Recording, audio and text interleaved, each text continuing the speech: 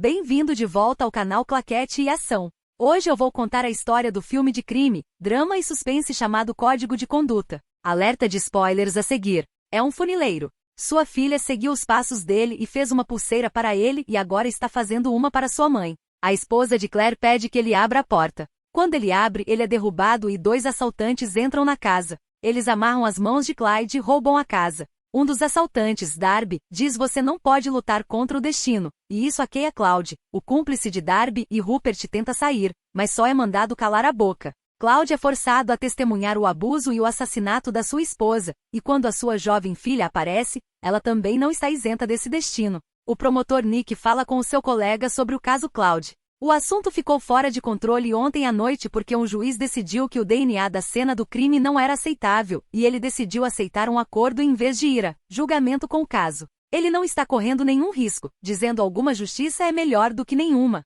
Nick se encontra com Claude, que lhe entrega bilhetes que ele acha que podem ajudar no caso, em que põe as anotações de lado e diz que Darby concordou em testemunhar contra Rupert, que irá para o corredor da morte. Com o seu testemunho, Darby será condenado a uma pena de até 5 anos de prisão. E Claude, já emocionalmente abalado, não consegue se conformar com isso. Ele implora a Nick que não aceite o acordo, mas isso já foi decidido. É assim que a justiça funciona. Não se trata do que você sabe, mas do que você pode provar. Nick diz que é uma vitória para eles. Como se estivesse cuspindo na cara de Claude na sala do tribunal. Todo o incidente foi encenado como se Rupert fosse o principal culpado. Dave debocha da esposa de Nick como se ela fosse a próxima e assina um acordo de alegação. Lá fora, Nick faz uma declaração à imprensa sobre a sentença e Darby agradece sarcasticamente. Enquanto Nick observa à distância, ainda chocado com o quanto tudo isso é injusto. Depois de um dia duro no trabalho, Nick volta para casa, para sua esposa Kelly e para acalmá-la. Ele fala com a sua filha na barriga dela 10 anos mais tarde.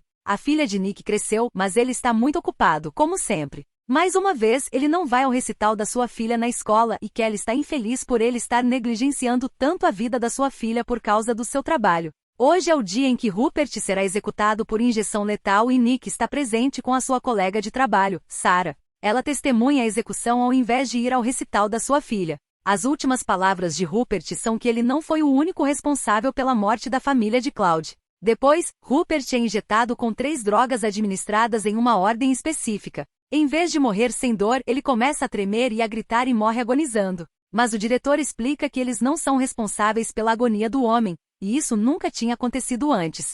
Um policial chega e entrega aos promotores uma garrafa com a frase "Não se pode combater o destino". Nick reconhece esta frase e a polícia procura em Darby e encontra seu paradeiro na casa de Darby, que está cheirando um pouco de farinha. Ele recebe uma ligação. A voz é abafada e diz tudo o que há para saber sobre ele. Darby se torna paranoico. A voz diz a ele para olhar pela janela. Ele vê a polícia se aproximando dele por todos os lados. Darby corre para fora e dispara alguns tiros contra os carros da polícia. Ele recebe outra chamada de voz abafada, dizendo que se ele quiser ficar fora da prisão, tem que deixar a sua arma e ir em direção à fábrica abandonada. David faz o que é dito. Felizmente, no caminho para lá, ele encontra um policial dormindo em seu carro. Ele entra, pega a sua arma e o obriga a dirigir. Eles param em um local deserto. Darby o arrasta para fora e lhe diz para se ajoelhar. Mas antes disso, Darby recebe uma ligação e fica sabendo que o seu salvador não era outro senão o próprio Clyde. Darby tenta atirar nele, mas é uma armadilha. Ao invés disso, ele é injetado com um soro paralisante, mas ele permanece consciente. Em outras palavras, Darby não consegue se mover, mas ele sente tudo. Claudia então o prende em seu armazém e diz a Darby que ele sentirá uma dor que nunca sentiu antes. Ele faz todos os preparativos necessários para retardar a sua morte pelo máximo de tempo possível antes de começar a tortura. Clay. Ele diz que sabe o que é ser desamparado, assim como era há 10 anos atrás. Não se pode lutar contra o destino. Depois ele inicia a gravação e começa a desmembrar Darby. Enquanto isso, Nick e Sarah discutem a adulteração da injeção letal. Nick sente que Darby não teve nada a ver com isso porque não tem cérebro para isso. Um tempo depois, a polícia encontra Darby em 25 pedaços e eles notificam Nick sobre essa visão terrível. Sarah percebe que é a única pessoa que tem um motivo e Clyde. Ele vendeu todos os seus bens nos últimos anos, comprando propriedades em lugares bizarros.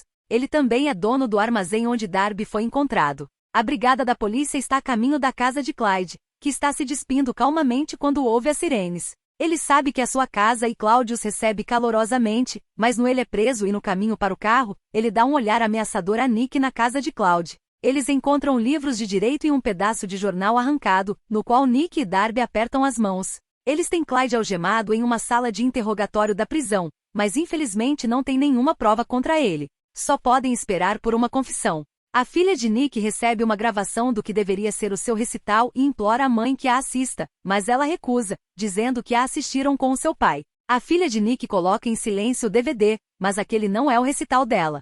São as imagens de Claude cortando Darby e Nick decide confrontá-lo. Ele desliga a transmissão ao vivo e faz um pequeno número, como se Clyde tivesse feito a coisa certa. Claude confessa que queria matar Darby e Rupert e tem repetido essa ideia na sua cabeça nos últimos anos. Tinha que tomar isso como uma confissão e começa a sair, mas Claude o detém, explicando cuidadosamente a rotina diária de Nick e dizendo a ele para se sentar, mesmo que Nick diga que eles terminarão aqui. Claude diz que qualquer coisa que ele disse é inadmissível, porque ele nunca disse diretamente que matou ninguém e sabe que eles não têm provas, mesmo que Darby tenha sido encontrado morto no armazém de Clyde. Claude é proprietário de inúmeras propriedades em todo o país e pode dizer que foi uma armadilha. Nick diz que eles sabem que foi para ele, mas não se trata do que você sabe, mas sim do que você pode provar. Clyde diz que dará sua confissão completa se Nick puder fazer algo por ele. O supervisor de Nick, Jonas, o repreende por não aceitar o acordo. Ninguém acredita firmemente que Clyde está brincando com eles.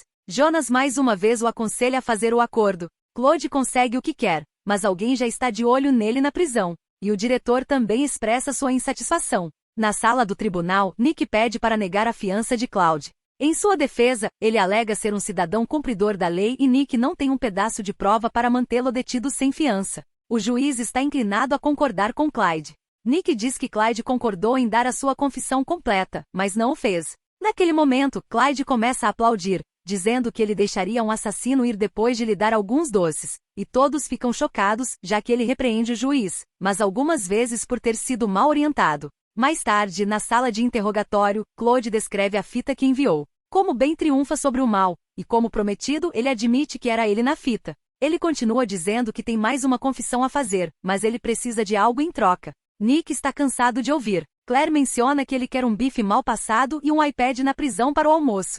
Antes de Nick sair, Claude oferece a vida de Bill Reynolds como sua confissão. Bill foi o advogado de Darby. Então Nick retorna e Sarah diz que Bill está desaparecido há 3 dias. Claude fala para a câmera, dirigindo-se a Nick e dizendo que se ele quer Bill vivo, ele deve atender às suas exigências amanhã, exatamente às 13 horas. No dia seguinte, eles recebem o bife entregue na prisão, mas 5 minutos antes das 13, o diretor decide verificar 2 vezes os promotores. Quando eles chegam à sala de Claude com a refeição, estão 8 minutos atrasados, mas ele ainda mantém a calma e ele conta o paradeiro de Bill. Ele também lhes diz que o encontro das 13 não era para ele, mas para Bill. Então é melhor se apressar. Nick corre para um helicóptero e eles vão para o local, enquanto Claude escuta o seu iPod e curte o bife com o seu companheiro de cela que tinha acabado de ameaçá-lo. Eles rapidamente se tornam bons amigos, mas tudo isso é um ato de Claude que estava atrás do bife. Ele ouve a música e dá o controle ao companheiro de cela para distraí-lo enquanto ele o apunhala no pescoço. Os guardas chegam à sala de Claude e o diretor fica furioso. Nick encontra Bill enterrado com uma máscara de oxigênio. Ele está morto. Levaram 15 minutos para chegar lá da prisão, então se Claude tivesse conseguido seu almoço a tempo, Bill ainda estaria vivo. Nick recebe uma mensagem de Sarah dizendo que Claire assassinou seu companheiro de cela e está sendo levado para a solitária. Nick visita Claire em sua solitária, perguntando do que adianta matar todas essas pessoas, mas Claude quer responsabilizar todas aquelas pessoas pelas suas ações. Nick dá a pulseira da sua filha a Claude e pergunta se a sua família ficaria orgulhosa de se vingar em seu nome, mas a sua esposa e sua filha não podem sentir nada, pois elas estão mortas. Enquanto isso, Nick e Jonas encontram um funcionário do governo que tem mais informações sobre Claude. Ele diz que Claude é um tático nato, que mata pessoas sem estar na mesma sala que elas. O companheiro de cela que ele matou não foi aleatório. Este é um peão que foi retirado do quadro e ele sugere que eles procurem a próxima, como funcionário. Diz a Nick que é a única maneira de deter Clyde e entrar em sua cela e colocar uma bala em sua cabeça, pois de outra forma ele não pode detê-lo, já que ele está visando todas que estavam envolvidas no caso da sua família. Ao sair, ele diz: "Se Clyde quer você morto, você está morto." E com esta informação, Nick e Jonas vêm até a juíza e pedem para violar os direitos civis de Cloud e restringir a visitação para garantir a segurança de todos. Ela concorda e assina um documento. O seu celular toca e quando ela o atende, ela explode e eles ficam chocados. Em seguida, Nick visita Cloud em uma sala de interrogatório na prisão. Ele pergunta a ele sobre o seu cúmplice e qual é o objetivo dessa vingança. Cloud fica bravo porque Nick ainda não entende do que se trata. Se ele quisesse vingança, ele teria massacrado a sua família nos últimos 10 anos. Cloud dá a Nick uma última chance. Solte-o até às 6 horas ou todos morreram. Então Cloud é escoltado até a solitária máxima por uma série de guardas que se encontram em uma prisão onde passam por documentos para encontrar qualquer pista sobre quem está ajudando Cloud de fora, mas não consegue encontrar nada. Sarah começa a duvidar se a decisão deles de tomar o acordo com Dave na época foi correta e Nick assegura que sim. O pessoal da delegacia fica até às 6 horas, então Nick manda todos para casa para descansar. Quando Sarah liga seu carro, as bombas presas aos carros explodem, matando a todos, inclusive ela. Como Cloud ainda está preso, Nick tem certeza de que alguém está lhe ajudando. 6 oficiais foram mortos.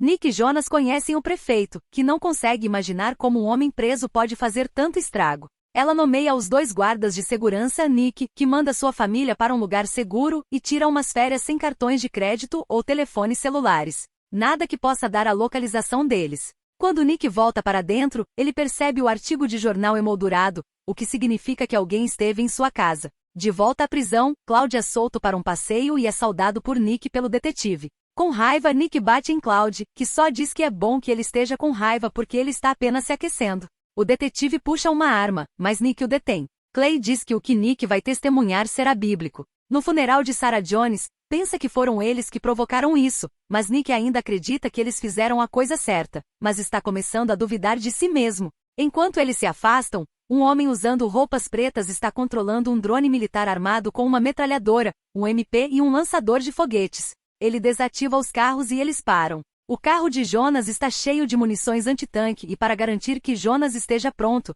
ele explode o carro. A prefeita não pode acreditar que Nick tenha deixado isso continuar por tanto tempo. Ela quer demiti-lo, mas para reduzir a pressão da mídia sobre ela, ela nomeia como novo promotor público. O prefeito da Filadélfia emitiu uma ordem de emergência para fechar a cidade inteira. Ninguém está autorizado a se mover sem restrições na cidade. Nick recebe um e-mail do contato de Sarah. Trata-se de bens imobiliários que Clyde comprou. Ele encontra todos os imóveis vendidos na Filadélfia nos últimos 10 anos e compara seus valores. Nick descobre que Cloud possui uma pequena garagem e não muito longe da prisão. Ela e o detetive se encontram para verificá-la e lá eles encontram um buraco no chão e um túnel cavado por Clyde, que passa diretamente por baixo da prisão.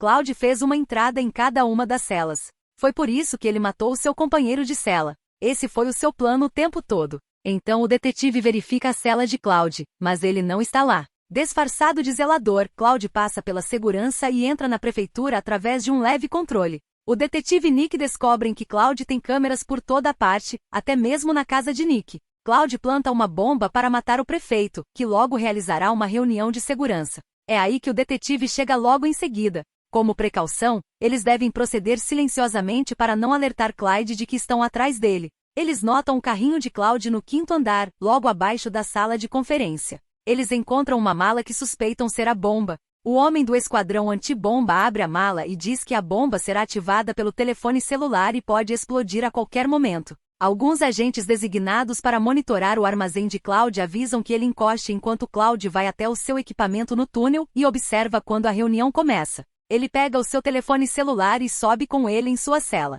Cloud é assustado por Nick. Ele tem uma arma e pede a Cloud que façam a coisa certa, dando a ele uma saída. Cad pergunta se ele está aqui para fazer um último acordo e Nick diz que finalmente aprendeu o que Cloud tem tentado dizer a ele o tempo todo. Eu não faço acordos com assassinos.